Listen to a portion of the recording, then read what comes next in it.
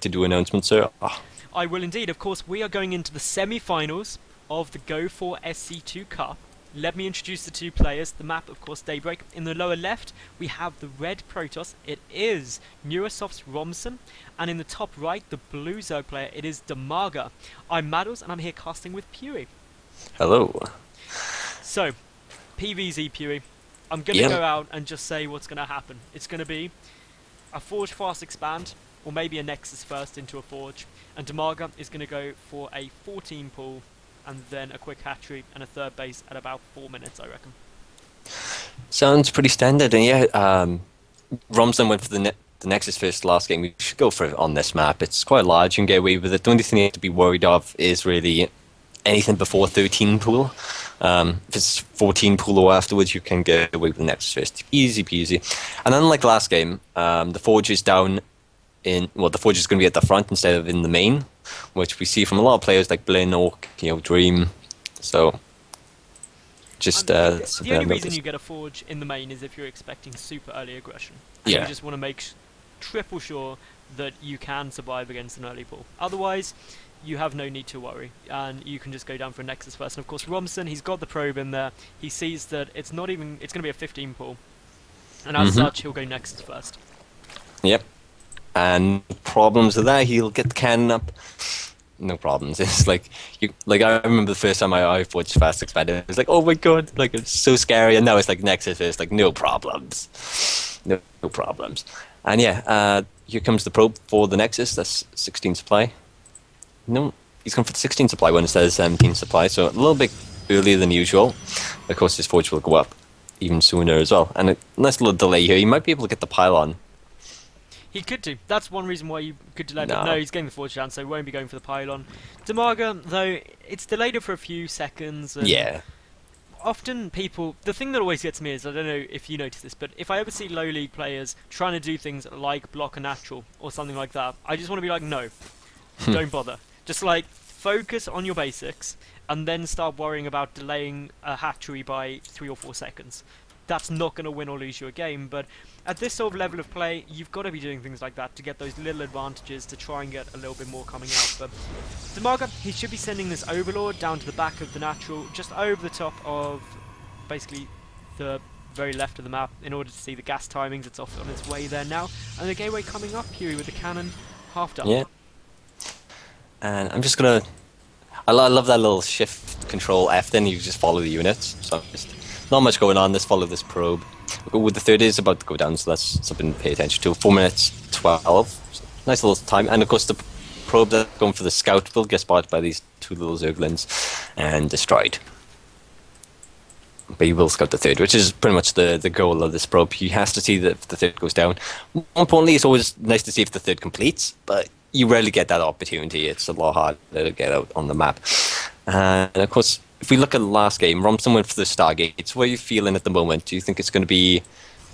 I reckon we're going to see a robotics facility. Yeah. We're going to just see almost certainly an Immortal Sentry all in.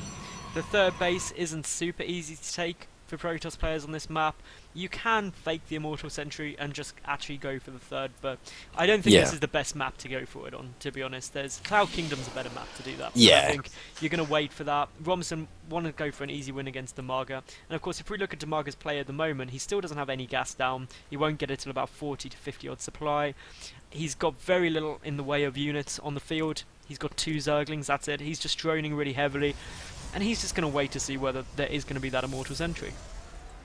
Pretty much, and like you said, this map, it is kind of doable, but the thing is your route force feels a lot quicker because of the positioning around the third, and the map's, it is larger, so it gets a bit harder to stop yourself getting surrounded by the Zerg units.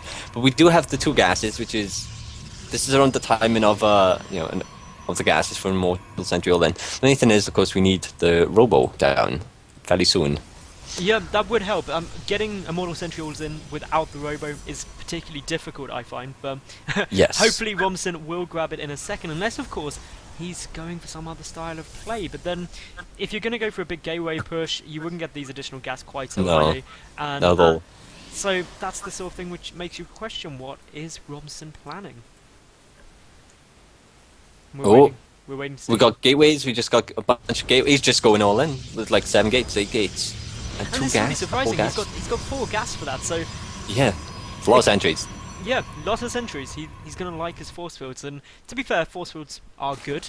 We saw Romson, of course, a couple of games ago. You and I saw him absolutely fail with his force fields though. So hopefully he will do a bit better this game. Dimaga going in, and he's trying to get the scout out on that robotic facility. But the Overlord coming into the main base of Romson is going to see a lot of gateways. And if we actually go to Dimaga's vision, he starts seeing them all building, and he's going to know precisely what he's got to deal with.